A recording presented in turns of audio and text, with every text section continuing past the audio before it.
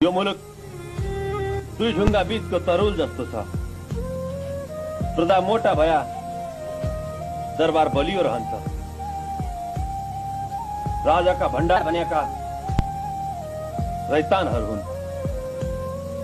मेरा साना दुःखले आर्जेको मुलुक होइन,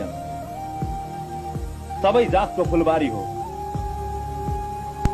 सबैमा चेतना भया